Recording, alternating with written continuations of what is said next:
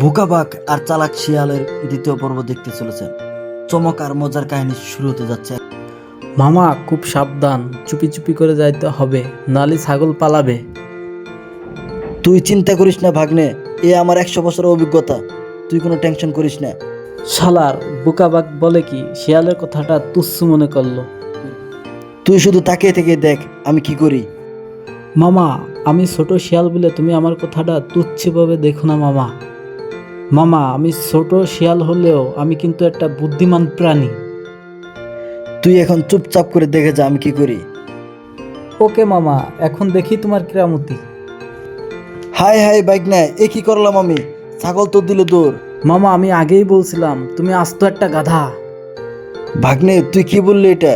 এখন কিন্তু তোর সাথে আর মামা ভাগ্নের সম্পর্ক থাকবে না, সাবধানে কথা বলিস। মামা পারলো না এক ছাগলের সাথে, এখন লাগলো ভাগ্নের সাথে, এক পাতি শিয়ালের সাথে লাগছে। তুই এখন চুপ করবি? আমার অনেক ক্ষুধা লাগছে, নয়তো তোর এখনই খেয়ে নিব। আমি বুঝে গেছি এই বলদ বাঘের সাথে আর ঝগড়া করে পারা যাবে না, এখন একটা উপায় বাই করি, আইডিয়া। মামা চলো, আমি আলো চালাক শিয়াল, চিকন একটা আইডিয়া আছে মামা, চলো তোমারে আজ আমি হরিণ খাওয়াবো। চল ভাগ্নে, দেখি তোর হরিণ কই আছে। মামা আমার পারলো না এক ছাগলের সাথে, আবার হরিণ খাবে। কি কইলি ভাগ্না তুই? মটকা কিন্তু আমার গরম হয়ে যাচ্ছে। না মামা, আমি তোমার সাথে দুষ্টুমি করলাম।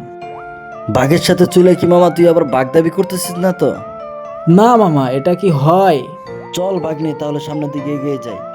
মামা আমাদের কষ্ট সার্থক হয়েছে মামা, দেখো ওই যে হরিণ দেখা যায়। ভাগ্নে হয়েছে, তুই এবার চুপ কর। বোকা বাঘ কি হরিণটাকে ধরতে পারলো, নাকি ছাগলের মতো এটাও পালিয়ে গেল? জানতে চাইলে পরের পর্বের জন্য অপেক্ষা করুন। আর আমাদের চ্যানেলটা সাবস্ক্রাইব করতে কিন্তু ভুলবেন না। প্রয়োজনে বেল আইকন বাজিয়ে রাখুন।